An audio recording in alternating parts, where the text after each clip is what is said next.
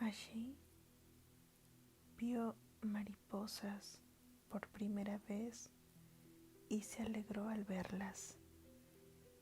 Y se dice que todas las mariposas y otras especies similares nacieron en el valle de la tierra de los sauces. Entonces llegó el verano, la época de las mariposas nocturnas y las noches cálidas, y Tuor se sentía maravillado ante el sinnúmero de insectos y sus zumbidos, y por el borboteo de los escarabajos y el canturreo de las abejas.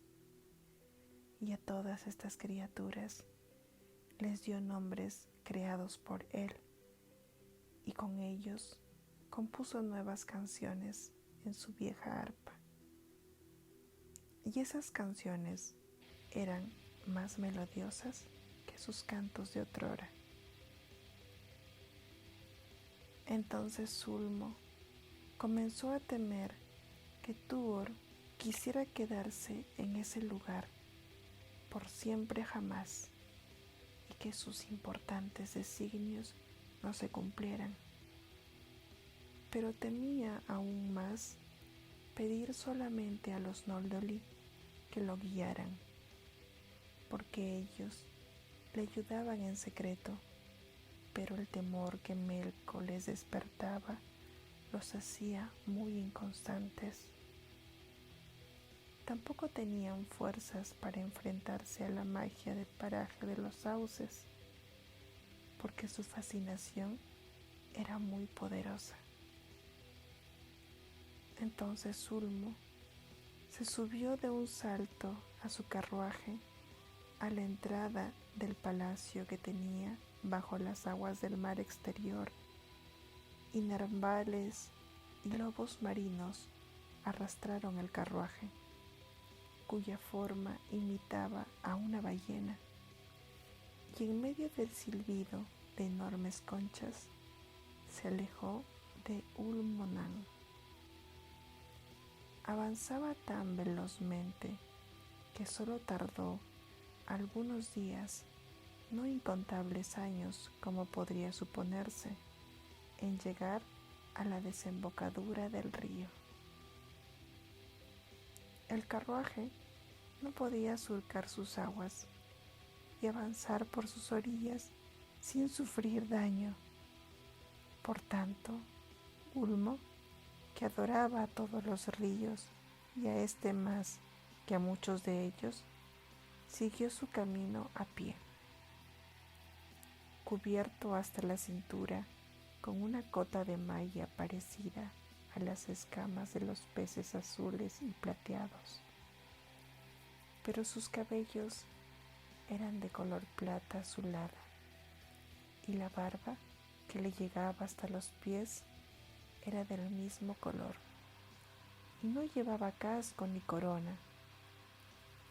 Bajo la cota de malla caía el faldón de su capa de tonos verdes, deslumbrantes, y no se sabe de qué material estaba hecha. Pero quienes observaban detenidamente sus sutiles colores creían ver los tenues movimientos de las aguas profundas, en los que brillaban los furtivos destellos de los peces fosforescentes que habitan los abismos. Una ristra de perlas de gran pureza le ceñía la cintura e iba calzado con fuertes botas de piedra. También llevaba con él su prodigioso instrumento musical. Su forma era extraña, porque estaba hecho con muchas conchas largas, retorcidas y perforadas. Al soplar y mover sus largos dedos, surgían graves melodías de encanto inigualado por las que cualquier otro músico ha tocado jamás en un arpa o en un laúd, en una lira o en una flauta o instrumento de hueso. Tras avanzar por el río, se sentó entre los juncos a la hora del crepúsculo y comenzó a tocar ese objeto hecho con conchas. Y no lejos de ahí estaba Tuor, resistiéndose a marcharse. Y al oírlo, Tuor enmudeció. Ahí se quedó, hundido hasta las rodillas en la hierba, y dejó de escuchar el zumbido de los insectos y el susurro del agua en las orillas del río, y dejó de oler el aroma de las flores. Solo oía el sonido de las olas y el gemido de las aves marinas, y su alma comenzó a añorar los parajes rocosos y los arrecifes impregnados del olor de los peces, el chasquido del cormorán al clavarse en las aguas y aquellos lugares donde el mar golpea contra los riscos negros y lanza un rugido penetrante. Entonces Ulmo se puso en pie y le habló. Y Tuor casi murió de temor al escucharlo, porque la voz de Ulmo es tan profunda como las más recónditas profundidades, tan profunda como sus ojos, que son los más profundos que existe. Y Ulmo le dijo: oh Tuor, el del corazón solitario, no permitiré que vivas por siempre jamás en hermosos parajes llenos de pájaros y flores, y tampoco deseo arrastrarte de esta hermosa tierra, pero así debe ser. Emprende ahora el viaje que te está destinado y no demores, porque tu sino se encuentra lejos de aquí.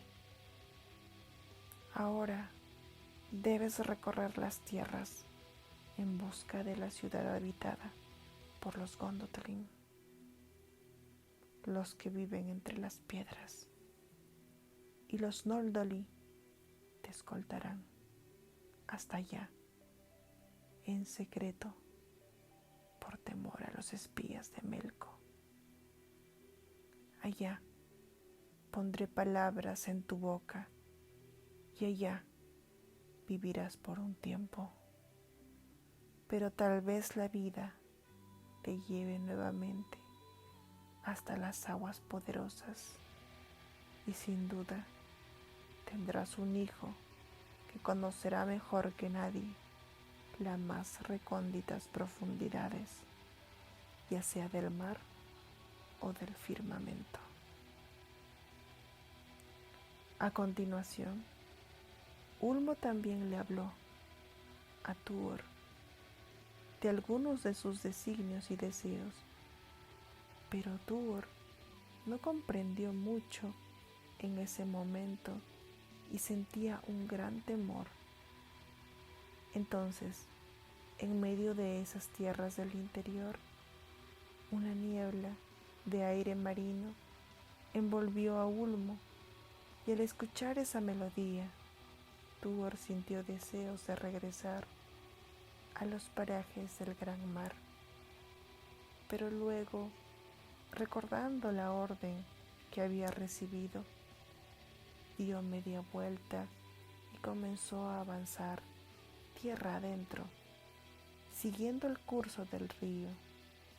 Y así siguió, caminando hasta que se hizo de día. Pero quien ha escuchado el sonido de las conchas de Ulmo, sigue escuchándolo hasta su muerte, como lo comprobó Tuor. Cuando llegó el día, se sintió fatigado y durmió hasta poco antes del crepúsculo. Y los Noldoli se le acercaron y comenzaron a guiarlo. Así, siguió caminando por muchos días a la hora del crepúsculo y por la noche y durmiendo de día, y por ese motivo después no podía recordar claramente qué senderos había atravesado en esa época.